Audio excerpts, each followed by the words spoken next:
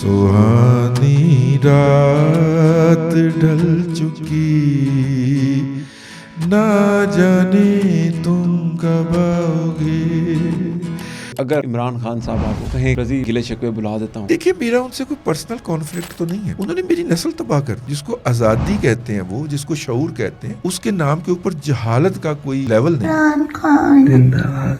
मैं आपको किसी दिन दिखाऊंगा, खान साहब के साथ मेरी तस्वीर भी मौजूद। हमने सनम को खत लिखा, खत में लिखा। रजी दादा है कौन? मैं कमजोर के लिए आवाज उठाना चाहता, जो नैरेटिव्स को मैं चैलेंज करने वाला आदमी, मैं काउंटर नैरेटिव। आपको माँ से प्यार था या बाप से? इसका एहसास आपको तब होता है जब आप बाप बनते, कि जब ये एहसास होता है ना, उस वक्त तक वो माँ बाप रहते नहीं आपके पास। सबसे पसंदीदा एक्टर इंडिया से नूरा फतेही के डांस वांस भी देखे। शाहरुख खान अपना जिगर है। रमजान खत्म हुआ, ईद आई है, मेरा यार नहीं आया। शैतान से याद है, कह रहे हैं कि खान साहब आ रहे हैं। कब आओगे, कब आओगे। आज ईद का दिन है, मुझे नहीं पता मुझे कैसे टाइम दे दिया उन्होंने। तो पहला पर्सनल पॉडकास्ट जो ईद के ऊपर मुझे मिल रहा है रजी दादा से, तो मेरी तो ईद हो गई। दादा थैंक यू सो मच। बहुत शुक्रिया आपका, आप इतनी मोहब्बत करते हैं। आप मैं आज मैंने देखना था कि ईद का दिन था और ईद के दिन आप कैसे लगते हैं, लेकिन आप तो आज बहुत ही ज़्यादा एक फ्रेश आप में फील आ रही है। रमज़ान ख़त्म हुआ है, कमज़ोर हो गए, अच्छा, थोड़े से चल रहे थे। नहीं फ्रेश फील आ रही है मुझे एहसास, लेकिन I am as normal as ever. बिल्कुल ठीक है। अच्छा, क्या लग रहा है, ईद आपकी कैसी गुजरी है? कोई देखिए, ईद एक रिलीजियस त्यौहार भी है, एक कल्चरल त्यौहार भी है। इसकी रिलीजियस कॉनोटेशंस और होती हैं, कल्चरल कॉनोटेशंस और होती हैं। लोगों से मिलना मिलाना, दोस्त अहबाब को, और अब मिलना भी काफ़ी कम हो गया है। अब जो है वो फ़ोन वगैरह पे ही या वीडियो कॉल कर ली, उस पे ही हो जाता है। तो एक दफ़ा साल में ऐसे दोस्तों को याद किया जाता है कि जिनको पूरे साल के अंदर नहीं मिलता ना, टाइम नहीं मिलता, वो फिर ईद पे याद कर लेते हैं। वो फिर ईद पे याद करते हैं, गपशप करते हैं, हाल अहवाल पूछते हैं। और हमारी उम्र में तो यही पता करना होता है ना कि वो इसी ईद तक भी जिंदा है, और उसे बताना होता है कि मैं भी इसी ईद तक। नहीं, अल्लाह आपको बहुत लंबी ज़िंदगी दे ताकि आप ग्रिल करते रहें, आप कंटेंट देते रहें। वैसे तो आप इस टाइम पाकिस्तान के नंबर 1 जर्नलिस्ट है, तो मेरे से ना एक बहुत ज़्यादा सवाल जाने दे, मैं नहीं हूँ। अरे आज मैं बता रहा हूँ, आज तो देख लें यार, मुझे ना बड़ा एक सवाल होता है, कहते यार रजी दादा ने सेटिंग इस तरह बनाई। अच्छा मैं क्या यार, देखो भाई, कोई नमाज शमाज कबूल हो गई है मेरी। कोई अल्लाह ने किया तो फिर आपके साथ। आप ना जवाद भाई को दरमियान में डाल दिया। आप कहें जी ये जवाद साहब के दोस्त थे, तो उनके जरिए मैंने सेटिंग की है। नहीं, वो तो आपने, यू वर सो काइंड कि आपने हमेशा। अच्छा रजी दादा, आज तो हम अभी थोड़ा सा ऑफ टॉपिक है, लेकिन एक हकीकत, एक एंडोर्समेंट तो दिल की, जो मेरे जो सुनने वाले हैं उनको, कि जिस टाइम पे ना बड़े कम ऐसे लोग होते हैं जो इस तरह सपोर्ट करते हैं कि वन अदरवाइज तो देखे ना ट्रेडिंग होती है कि यार तू मुझे सपोर्ट कर, मैं तुझे सपोर्ट करूंगा। अच्छा, अब हम करते हैं, यूजुअली होता ही है कि अकाउंट्स बड़े कहते हैं सोशल मीडिया पे, यार तुम मुझे शेयर करो, मैं तुम्हें शेयर दूँ, जिसको हम कम्युनिटी शेयरिंग बोलते हैं। जी ठीक है। लेकिन आपने, हम छोटे छोटे अकाउंट्स थे हमारे, आपने कहा आओ ये मुंडे आए ने, इन्होंने सपोर्ट करो। अच्छा, क्या वजह आपके अंदर नहीं हुआ कि यार ये मैं कंपटीशन खड़े कर रहा हूँ, एवं आके कल को मेरे खिलाफ ही ना हो जाए? तो आपके ज़हन में कभी नहीं है कि आप हर एक को चाहते हैं कि यार इनकी आवाज़ आगे जाए, तो अपने अकाउंट आपने सर्फ किए होते हैं, रोज़ाना 300 400 रीट्वीट कर देते हैं आप, क्या वजह? अच्छा, ये पता नहीं, मैं शायद कोई बहुत बड़ा आदमी नहीं हूँ। मुझे जिस शख्स की जो बात अच्छी लगती है, मैं चाहता हूँ कि वो अच्छी बात आगे फैले, और मैं उस अच्छी बात को फैलाने का मूजिब बनूँ। ठीक। अच्छा, उसमें बात अच्छी बातें नहीं भी होती जो किसी के लिए वो क्या होता है, उसको टॉन्ट करने का बायस हो सकती हैं। यस, मेरे अंदर एक खबीस किस्म का बच्चा छुपा हुआ है जो शरारतें करने से दिल तो बच्चा है जी, वो तो आपने सुनाया था, तो वो फिर कहाँ पर गया था जी? हाँ, अच्छा, दिल तो बच्चा है जी, ठीक है। वो करता है, शरारतें करता है, लेकिन उसकी टांट जो होती है वो नहीं होती कि जिससे किसी की मतलब हार्ट बर्निंग हो, सिर्फ एक स्माइल आए, किसी के चेहरे के ऊपर हंसी आए। अभी मैं आपकी तरफ आ रहा था तो एक साहब रास्ते में मिल गए मस्जिद के बाहर, और वो गुफ्तगू करते रहे मेरे साथ, और उन्होंने कहा कि मैं आपको सुनता हूँ। मैंने कहा जी बड़ी मेहरबानी। कहते कि सम टाइम मैं ड्राइव करते हुए आपको सुन रहा होता हूँ, तो एकदम मुझे हंसी आती है, आप क्या लगता है मेरा, मैं कंट्रोल नहीं कर पाता। और कहते बाज़ औक़ात तो मैं देखता हूँ तो लोग मेरी तरफ घूर रहे होते हैं कि पागल तो नहीं गा।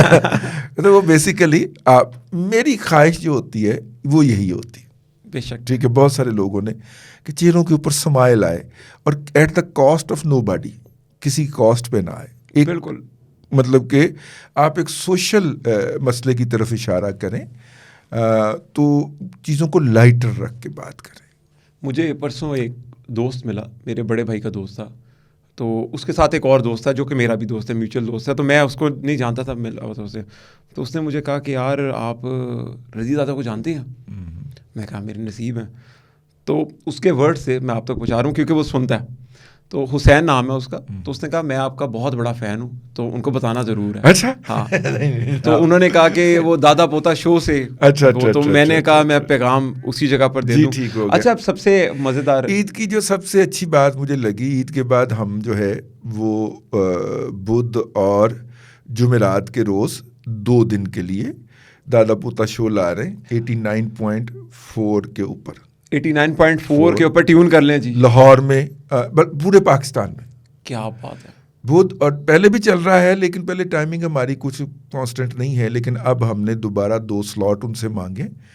तो बुध और जुमेरात को दोपहर 1 से 3 बजे 2-2 घंटे के 2 स्लॉट्स होंगी, और दादा पोता शो का आपको चस्का दोबारा। क्या बात है। वो तो देखिए फैंटेसी है, जिस तरह बच्चों को ऐनक वाला जिन याद है, हाँ, लेगेसीज याद है ना, दादा पोता शो भी इधर घुसा है, रेडियो से याद, यहाँ पर हम घुसा है। अच्छा दादा, मैं अगर इसके अंदर आऊँ आपसे सहाफ़त के, तो आप नो डाउट आपने एक अलग ऑरा बिल्ड किया सहाफ़त में, डिफरेंट एक यूएसपी बिल्ड किया जिसके अंदर इंजॉयमेंट हुई, खबर दी, तफरीह भी की, गुस्सा भी किया, एंगेज किया लोगों को। लेकिन ये दादा का ब्रांड नेम कैरी कैसे किया आपने? हाँ देखिए, मैं ये देख रहा था जब ये हुआ है कि जनरेशन गैप बहुत ज़्यादा बढ़ रहा है। हालांकि जनरेशन गैप का फिनोमिना हमारी जनरेशन का डॉगमा बना, लेकिन उससे आगे तो बिल्कुल ही बढ़ रहा था ना। टच स्क्रीन आ रहा था, मोबाइल आ रहा था, मोबाइल के अंदर पूरी दुनिया सिमट रही थी, तो जनरेशन गैप बहुत ज़्यादा बढ़ जाना था। मेरे जैसे बहुत कम बूढ़े हैं जिन्होंने खुद को टच स्क्रीन वाले मोबाइल पे लेके गए हैं। बुजुर्ग आज भी नंबरों वाला मोबाइल इस्तेमाल करते हैं, बटनों वाला जिसे कहते हैं, ठीक है ना। तो ये जो गैप आ रहा था, फिर उस टच स्क्रीन मोबाइल ने source of all information, cultural activity, connectivity, finance वगैरह का सोर्स हो जाना था। तो इस कम्युनिकेशन गैप को ब्रिज करने के लिए कि जब वो मोबाइल बच्चे को कैप्चर कर गया अगली नस्ल को, तो वो उसको उस तमाम सिविलाइजेशन और कल्चर से काट गया जो उसके बुजुर्ग ने उसको ट्रांसफ़र करनी थी। तो उस बुजुर्ग को भी रेलेवेंट रखा जाए, उससे उस बच्चे को भी बताया जाए कि यार you are inherited of such so legacies.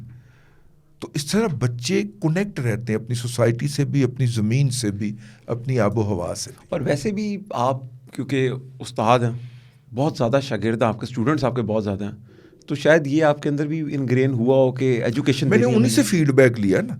वो बहुत ज़्यादा अपने वालिद से दूर फील करते थे अपने आप को, अपने वालिदैन से, बच्चियाँ अपनी वालदा से, बच्चे अपने वालिद से। तो मैंने कहा ये चीज़ होनी चाहिए। ये बड़ा इंटरेस्टिंग वाक़या है।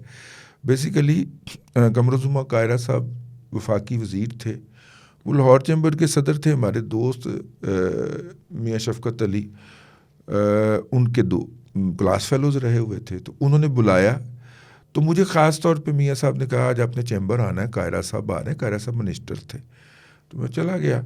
तो वहाँ पे अब मियाँ साहब मेरे से ना पूछ रहे हैं कि यार चैम्बर से, ये इंफॉर्मेशन मिनिस्टर है, चैम्बर से इनके लिए चैम्बर के लिए इनसे क्या लें, डिमांड करें जो इनकी मिनिस्ट्री के रिलेटेड हो। तो मेरे मुंह में आया, मैंने कहा रेडियो का लाइसेंस ले लें, नॉन कमर्शियल का। कहने लगे अच्छा। उन्होंने कहा कि वो कायरा साहब हमें रेडियो का लाइसेंस चाहिए। कायरा साहब ने कहा जी मैं बस वापस, उस वक्त तक कैमरा नहीं घुसा था इसमें। तो उन्होंने कहा जी मैं जाता हूँ और आपको भिजवा देता हूँ लाइसेंस करके। तो वो गए, उन्होंने लेटर भिजवा दिया। अब जनाब मियाँ साहब लेटर आ गया, अब इसका क्या करना। मैंने कहा जी टेंडर दें और किसी को कहें ये रेडियो लगा देगा। तो उन्होंने वो टेंडर दिया, तो किसी ने 1.5 करोड़ कहा, किसी ने 2 करोड़ कहा। तो मियाँ साहब कहने लगे कि यार इतना तो मेरे पास नहीं है बजट, मेरा तो ख्याल था ये सस्ता लग जाएगा।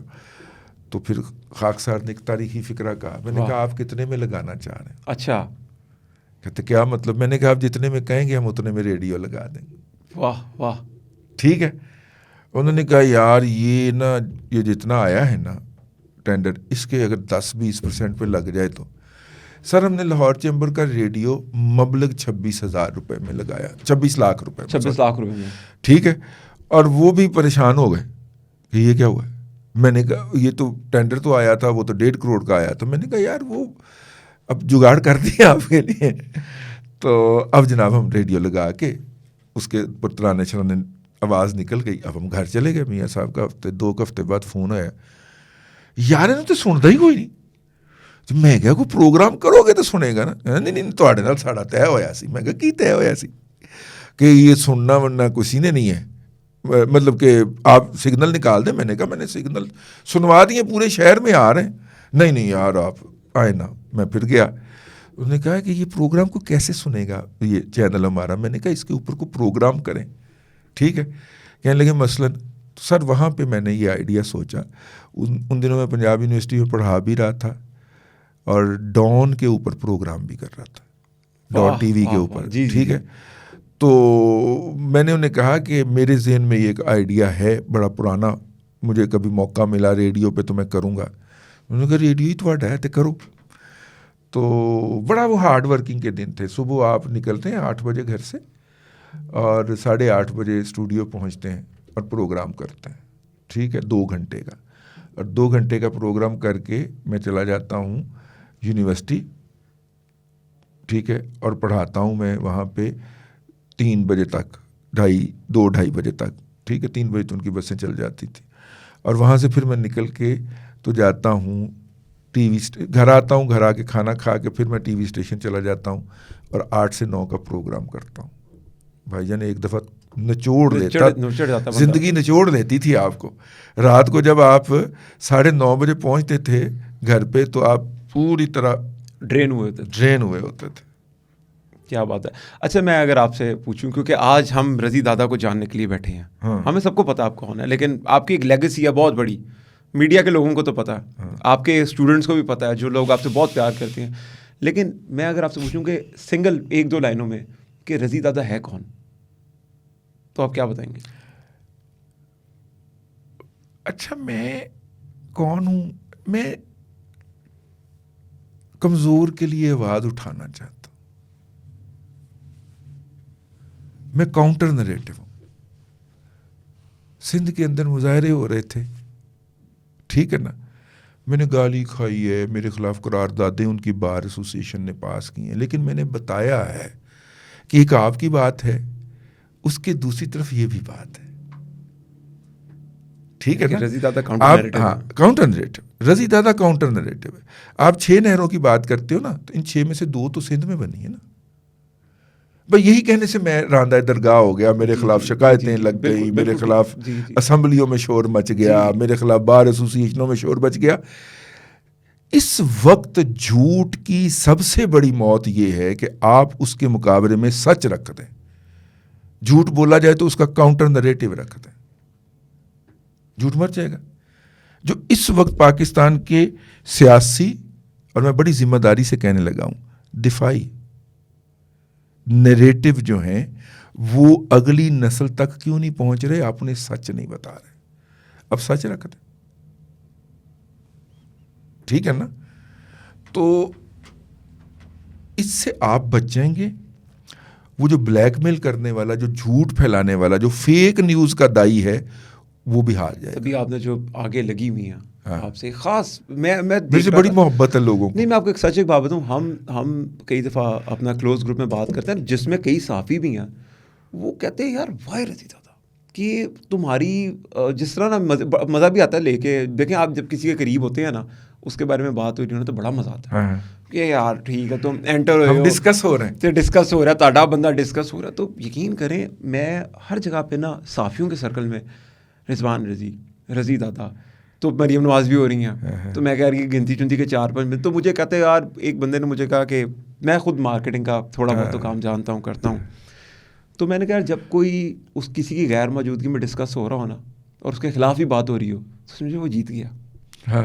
वो विनर है यार, तुम लोग, वो घर बैठा है, तुम लोग उसके घर बैठे तुम लोग उसको डिस्कस कर रहे हो कि यार वो ये ऐसे बात करते ना तो ठीक थे, तो यानी कि उनकी बात तुम लोग सुन रहे हो। तो इतनी बड़ी फॉलोइंग, मेरा बड़ा बड़ा एक सेक्रेट सा क्वेश्चन है कि इतनी बड़ी फॉलोइंग, यानी कि आप चाहते, आप बहुत, आपने सारी मार्केटिंग के किंग हैं, आपको पता है नैरेटिव कैसे बनाना है, कैसे पहुंचाना है, टीवी आपने देखा सब कुछ, लेकिन आपको उस टाइम पे लग रहा था कि जो इमरान खान के हक में बात करेगा पैसे कमाएगा।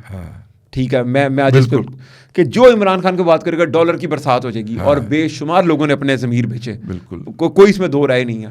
लेकिन आप वाहिद उस टाइम पे उस कम्युनिटी के बेताज बादशाह निकले और आपने फिर कहा मैं बताता हूँ, काउंटर नैरेटिव लेके आए। रज़ीज़ादा इस काउंटर नैरेटिव, फिर उसके बाद रज़ीज़ादा नंबर वन एंड ओनली। देखें, आपको माने या ना माने, हमें पता है कि अगर काउंटर नैरेटिव की बात की जाए तो इस टाइम पे आप एक यूनिक सेलिंग प्रोपोजिशन के साथ हर जगह डिस्कस हो रहे हैं। तो ये आपकी स्ट्रेटजी का पार्ट था या दिल ने कहा कि यार मैंने नहीं, ये मैं हूँ, this is what I am. मैं किसी महफिल में हूँ, किसी क्लास में हूँ, मैं उस जो नैरेटिव है उसको मैं चैलेंज करने वाला आदमी हूँ, मैं काउंटर नैरेटिव। और अगर वैसे मैं माजक से, हमें तो पता है कि कुर्बानियां क्या आपकी, मैं कुर्बानी, वो छोड़े, वो कॉस्ट होती है ना। नहीं, हर चीज की कॉस्ट होती, कुर्बानी नहीं होती, कॉस्ट कीमत होती है। जहाँ ज्यादा चाहते हैं तो आप बड़े आराम से, इमरान रियाज से बड़ा चैनल बना लेना था आप। बना लेना था क्यों, कंटेंट भी आपके पास है। आप अंदाजा करें, हमारे सामने बैठ के बच्चे, जब हमारे स्टूडेंट जो हैं वो इनकी टीम में शामिल हैं, वो हमारे सामने बैठ के कि अच्छा इसको भी इधर ले जाते हैं और तू फलाना चैनल उठा ले।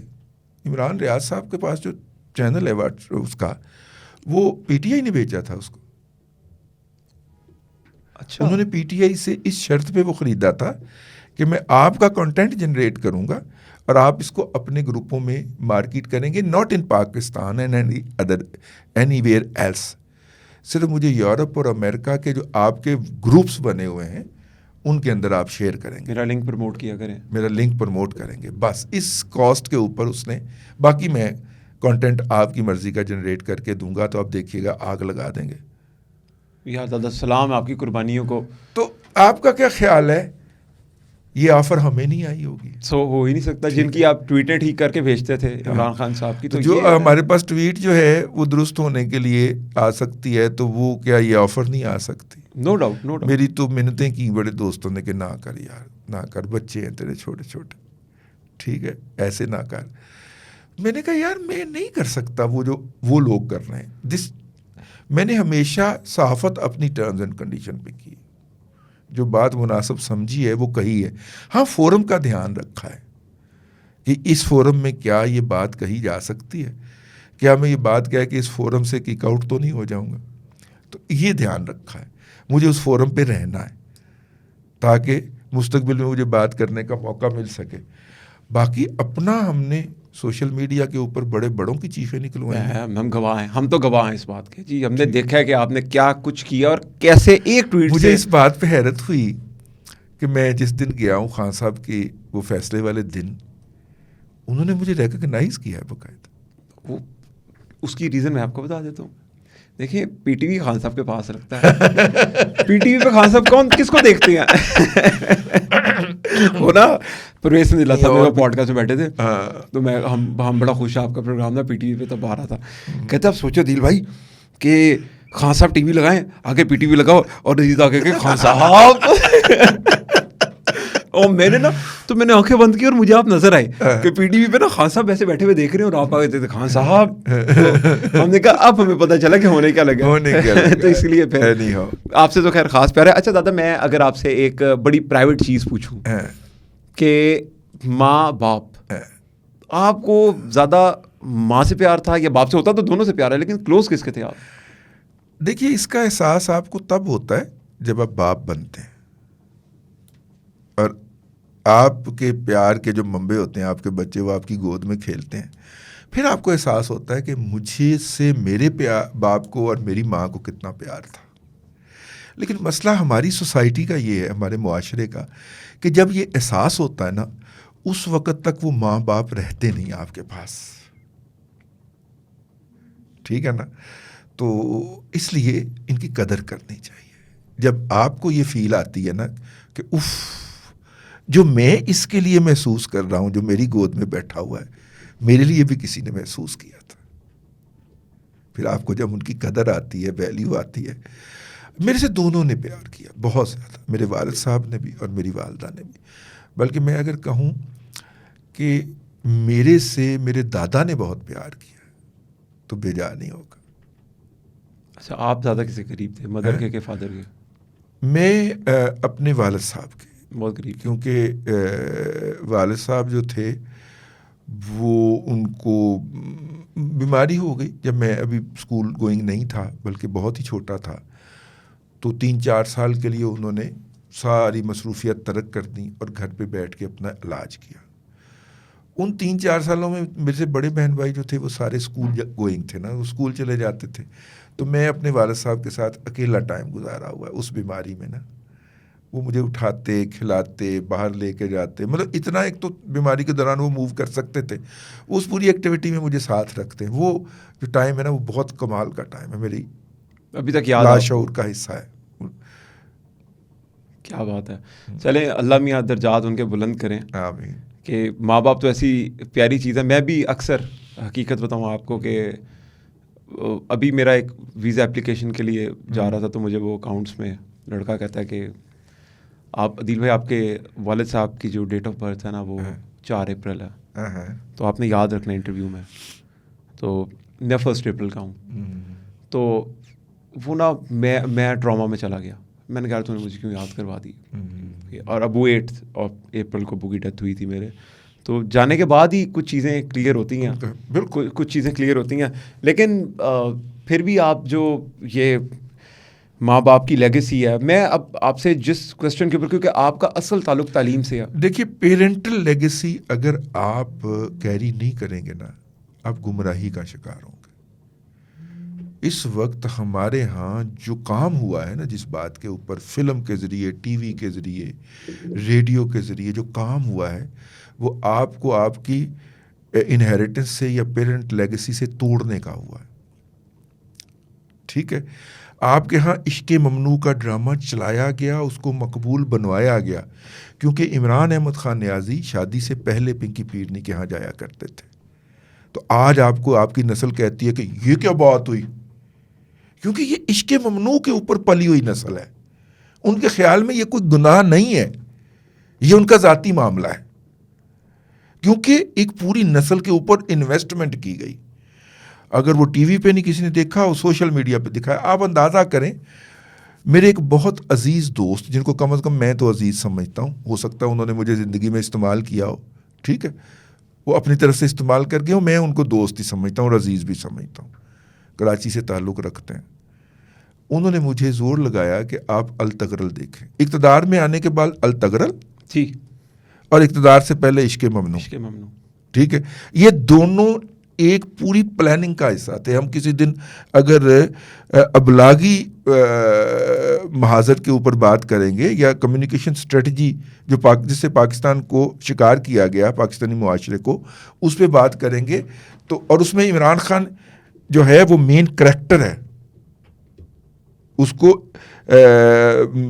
बोया गया बाकायदा। मैं इसको कहा करता हूँ कि उसको सो किया गया, बोया गया इसको, ठीक है। तो वो जो है, वो जो लेगेसी है, उससे पहले तोड़ा गया है। मेरी जो कोशिश थी, दादा पोता शो हो या जो भी हो, मैं लेगेसी से जोड़ने की कोशिश करता हूँ। मैं रेडियो पे प्रोग्राम करूँ, मैं टीवी पे करूँ, मैं अपना पॉडकास्ट करूँ या अपना व्लॉग करूँ, मैं उस लेगेसी से वापस जोड़ना चाहता हूँ। वो अपने वालदैन को ओन करे, वो ये ना कहे कि मेरी माँ जो है मेरे बाप से शायद इमरान खान से शादी करना चाह रही है, फिर वो ये ना कहें कि आप मेरे साथ शादी नहीं कर सकते तो मेरे साथ एक रात ही गुजार लो, और इस तरह की चीज़ों को वो सोशल मीडिया पे प्रमोट करें, पब्लिक करे। ठीक है, मैं चाहता हूँ कि वो बेटी जो है वो अपनी माँ से या अपने बाप से अपने आप को एसोसिएट करे, ठीक है। वो बेटा जो है वो भी अपने पेरेंट्स से, अपने दादा से खुद को एसोसिएट करे, वो किसी बैरूनी बंदे से एसोसिएट ना करे। ये सोसाइटी की स्ट्रेंथ इसी तरह से होगी। ये जो हर बंदा अपने मुस्तकबिल से मायूस हुआ फिरता है ना, उसकी मायूसी ऐसे ही ख़त्म होगी। मतलब मैंने 70-70 साल के लोग दांत पचीच के इमरान खान के सियासी मुखालफिन को गालियां देते हुए देखें। यार इनको क्या हो गया? इनको इनकी अगली नस्ल से काट दिया गया। ये अभी जो आपने बात की है ना, मैं ये फिलॉसफी है, मैं दुआ करूंगा मैं एक फिलॉसफी है पूरी। अच्छा, मैं आपको अर्ज करूं, मेरा ये है कि और कोई भी नहीं कर रहा ना, एक बात मुझे समझ आ गई है, let's do it and do it now. मैं वो डू इट नाउ में घुस गया, मैं अकेला था, लेकिन आप जब पूरी भाव के मुखालिफ सिमत चलते हैं ना, तो नुमायां भी आप ही होते हैं फिर। माशाल्लाह माशाल्लाह, बिल्कुल ठीक है ना। हमारे व्यूज़ भले 20 के आते हैं या 40 के आते हैं, मुझे इसकी कतन परवाह नहीं रही, क्योंकि जितने के पैसों की ज़रूरत होती है वो दे देता है। वो जिस दिन जब नहीं देता तो हम ये समझ के सब्र कर लेते हैं कि वो मुनासिब नहीं समझ रहा होगा हमें देना इस वक्त। लेकिन इसमें मैं एक चीज़ ऐड करूँ। हाँ। एक तो होता है एक होता है व्यूज़ किसी स्पेसिफिक जगह पर, एक होता है कलेक्टिव व्यूज़। हाँ। मैं आप देख लीजिएगा, आपको टाइम नहीं मिलता सोशल मीडिया पे स्पेंडिंग करने का। मैं आपके बारे में मैंने अक्सर आपको बताता भी हूँ, ये लगाओ तो ये लगाओ, तो आपको पता नहीं था। मैं आपको दिखाता हूँ क्लिप्स आपके, तो जो क्लिप आपका डाउनलोड करके, क्लिप क्रॉप करके, उसको खुद जो आपका जो फैन है ना, अपना समझ के डालता है ना, तो इतनी विजिबिलिटी किसी के पास नहीं है जो आपके पास है। ये मैं आपको ये तो नहीं आप मेरी बात सुनना। मैं अभी आपको कल के अपने क्लिप दिखा देता हूँ जो आपके साथ हैं।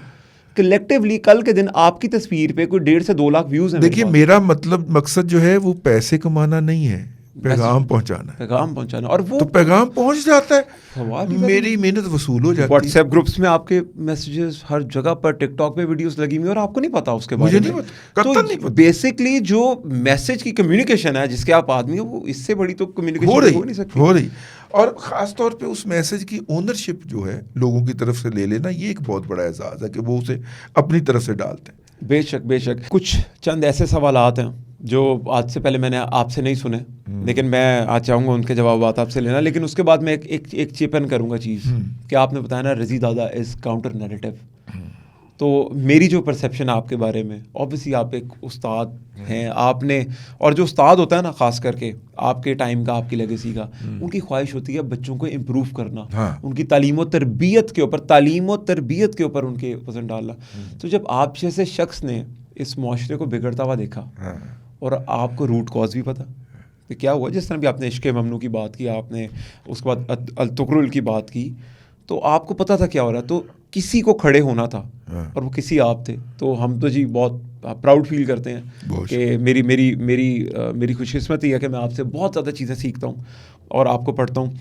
अच्छा, बड़े कुछ इस तरह के सवाल हैं। अब आप खुद एक पाकिस्तान के मोस्ट सीनियर सहाफ़ी हैं और जिन्होंने रगड़े खा के सहाफ़त की है, वो वाले हैं।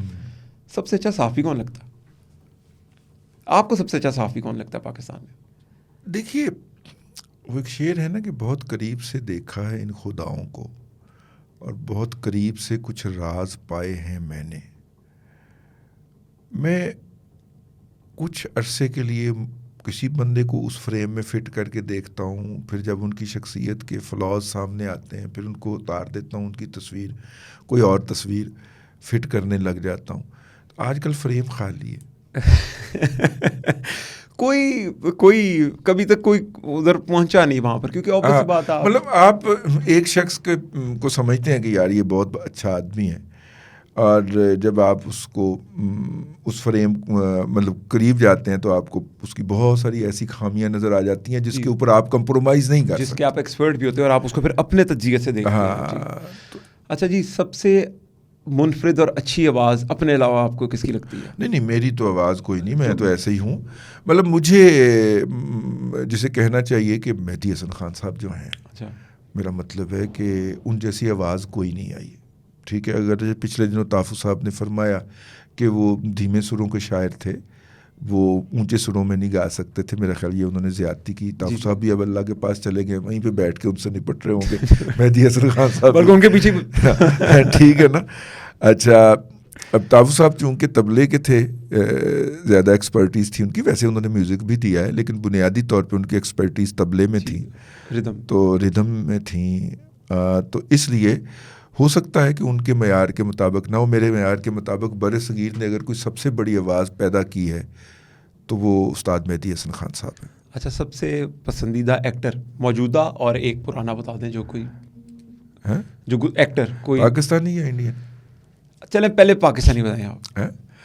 देखिए, मेरा मतलब है कि जब मेरी ये बात उन तक पहुंचनी चाहिए, ठीक है, मतलब जब हमने लड़कपन में कदम रखा, वालिदैन से छुप छुपा कर फिल्में देखना शुरू की, तो उस वक्त सबसे हमें जो खूबसूरत एक्टर लगती थी वो झरना या अदाकारा शबनम थी। अच्छा, तो वो हयात हैं माशाल्लाह, अगर हमारे कॉम्प्लीमेंट उन तक पहुंच पाए तो डेफिनेटली मैं अरेंज करके नंबर ये उनको जरूर। तो शबनम साहब आपको शबनम साहब बहुत पसंद थी। अच्छा, इंडिया पुराने ज़माने में। अच्छा, नए ज़माने में कौन सी आजकल? और इंडिया से हेमा मालिनी। हाँ, अरे यार क्या बात। और वो भी हयात है, वो भी हयात है। देख लें, कभी कभी हमारी लाइकिंग ने इनको जिंदा रखा हुआ है वरना इनकी हम असर जो है वो सारी की सारी भुगत गई। आज फिर हम जाते हुए एक ट्रिब्यूट पेश करेंगे, कभी कभी मेरे दिल में ख्याल आता है। हाँ, अच्छा, वो पाकिस्तान में यंग जो एक्टर्स हैं उनमें, एक्ट्रेसेस में भी, अच्छा, पाकिस्तान में यंग एक्ट्रेस या एक्ट्रेसेस हैं,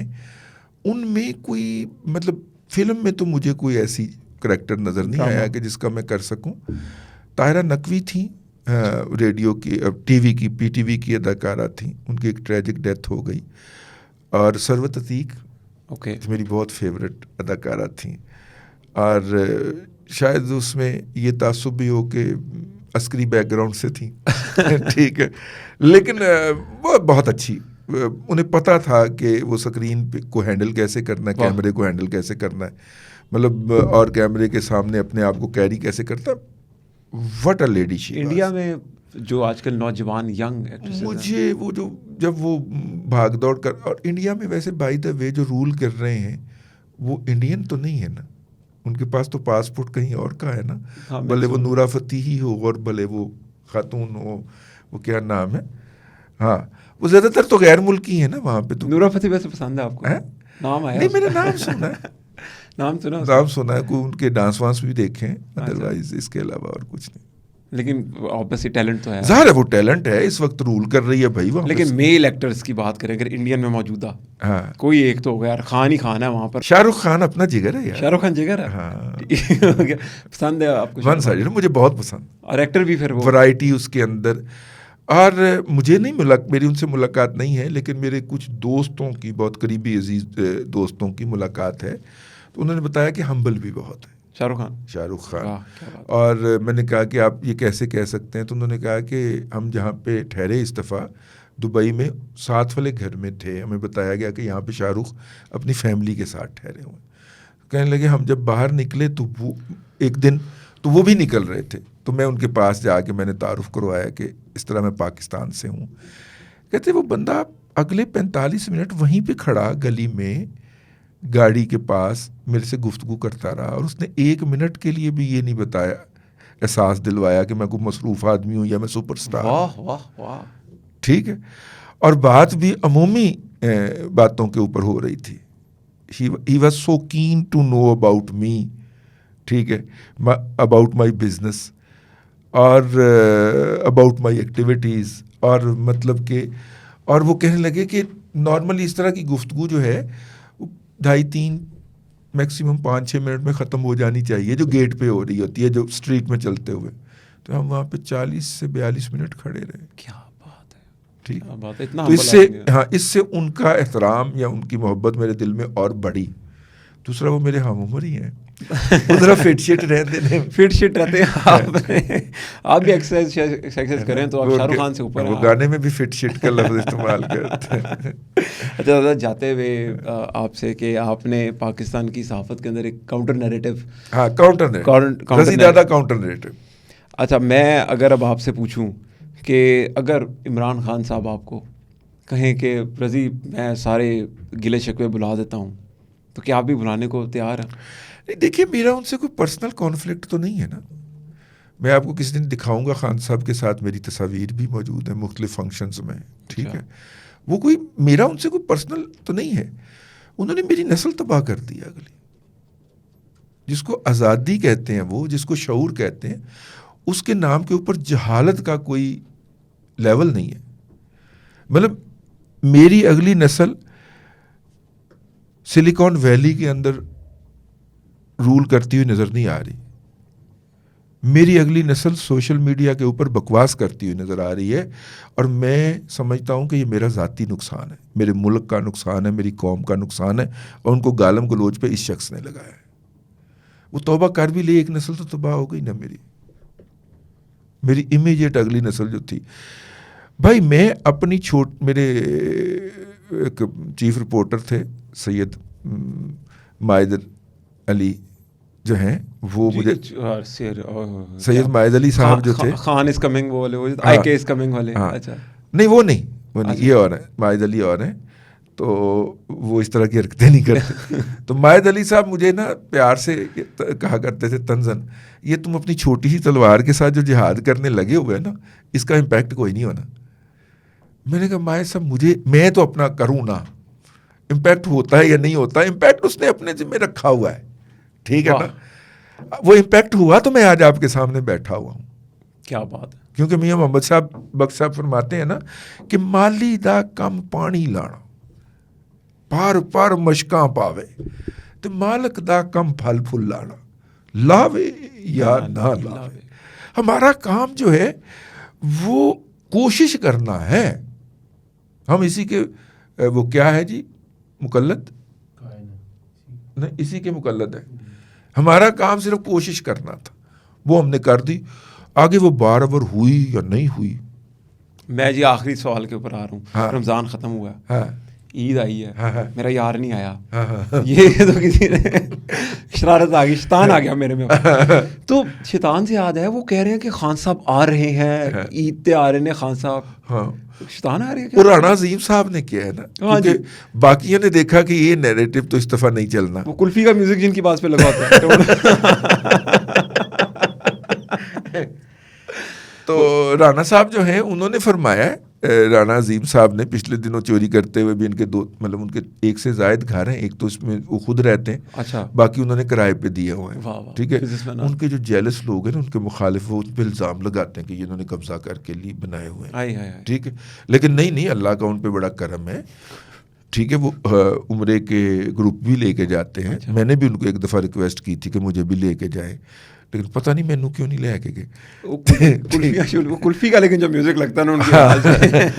अच्छा, अब वो जो है उन्होंने अब बेसिकली ना उनका साबन स्लो है। अच्छा, उन तक ये इतला लेट पहुंची कि इस दफा खान साहब की रिहाई की आपने डेट नहीं देनी। अब देखिए जितने जितने तुर्रम खान थे, अपने फारूकी भाई हो गए, मुझे बड़ा प्यार आता है उनके ऊपर, फारूकी भाई हो गए, ये दुरानी भाई हो गए, ये जितने भी हर दफ़ा डेट दिया करते थे कि खान इज कमिंग, उन्होंने उनमें से किसी यूजुअल सस्पेक्ट ने डेट नहीं दी उन्होंने। ये चूंकि राणा साहब का साबन स्लो है, तक इतला लेट पहुंची, उतनी देर तक ये डेट जारी कर चुके थे।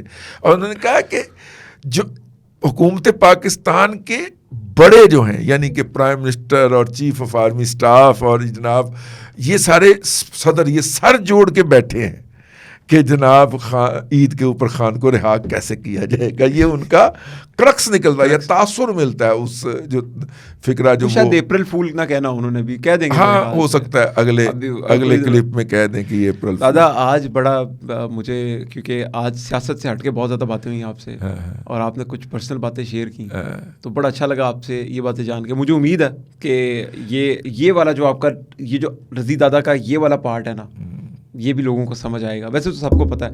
तो जाते हुए पहले तो मैंने कहा था खान साहब के लिए कुछ पेश करेंगे, लेकिन आज हम पाकिस्तान के लिए कुछ करते हैं। क्या बात, दिल पाकिस्तान, दिल पाक। आप शुरू करेंगे, मैं आपके साथ शरीक हो जाऊंगा, फिर आप कर दीजिएगा, मैं उसको आगे लेके चल पड़ूंगा।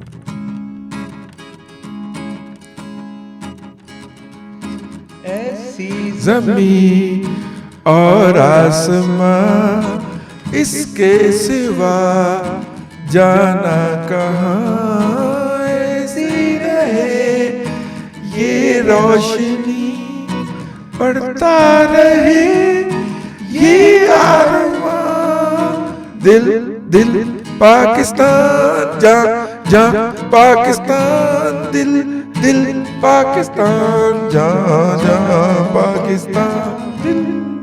क्या बात है। साथ एक इंडियन भी, क्या? सुहानी रात ढल रही है, ना जाने तुम कब आओगे, सुना? हाँ, एक ही मिसरा गाऊंगा। हाँ चल। सुहानी रात ढल चुकी, ना जाने तुम कब आओगे। सुहानी रात ढल चुकी, ना जाने तुम कब आओगे, कब आओगे, कब आओगे। पता नहीं कब आएंगे, लेकिन क्या वो आएंगे? हैं? क्या वो आएंगे? फिलहाल तो नहीं, कम से कम अगले 3 माह तक तो कोई इम्कान नहीं। बिल्कुल ठीक है। मौसम भी हंसी देखे, मंजर भी जवां देखा, लेकिन जो समा अब है, पहले वो कहाँ देखा। हम जल तो गए लेकिन चिंगारी उठी ऐसी। हम जल तो गए लेकिन चिंगारी उठी ऐसी। उठता हुआ जालिम के घर से भी धुआं देखा। क्या बात है, क्या बात है। दिल को जाके ये हुआ। और मुझे लगता है कि ये कहीं ना कहीं किसी ये याद में था। ये मेरी जिंदगी का, जिसे कहना चाहिए कि नस्बुल ऐन है कि हम जल तो गए लेकिन चिंगारी उठी ऐसी। उठता हुआ जालिम के घर से भी धुआं देखा। आपने हेमा मालिनी की बात की थी। हाँ, जाते हुए हाँ, ईद का तोहफा, हाँ, कभी कभी मेरे दिल में ख्याल आता है। वो यार वो उसका थोड़ी है। हेमा मालिनी थी उसमें? नहीं। अच्छा चले हम कह देते हेमा मालिनी। हम कह देते जी हेमा मालिनी थी, ठीक है। मुझे कभी कभी मैं खान साहब समझ लेना, मुझे अगर मैं जर्मनी जापान के बॉर्डर हमारे मुल्क में मिल गए थे तो यार इतना चले आपको राहत दे देते हैं। लेकिन या फिर वो फिर करें, हमने सनम को खत लिखा, खत में लिखा, ऐ दिलरुबा दिल की गली शहरे वफा। हमने सनम को ला ला ला ला ला ला ला ला। नहीं दादा, बहुत शुक्रिया। आज आपका एक बहुत डिफरेंट एंगल, आपका प्यार और मोहब्बत वाला, इस कौम के साथ आपका प्यार, इस कौम के नौजवानों के साथ आपका प्यार, वो देखने को मिला। और आपका जो एक वो एंग्री यंग मैन वाला जो कुछ लोगों ने बनाया हुआ आपका तासुर, लेकिन आप जितने जॉली आदमी हैं, जितने प्यार से नैरेटिव देते हैं, मेरे ख्याल से अगर सहाफ़ी आपसे आपका ये USP सीख लेना तो कमाल कर दें। बहुत शुक्रिया दादा, थैंक यू सो मच।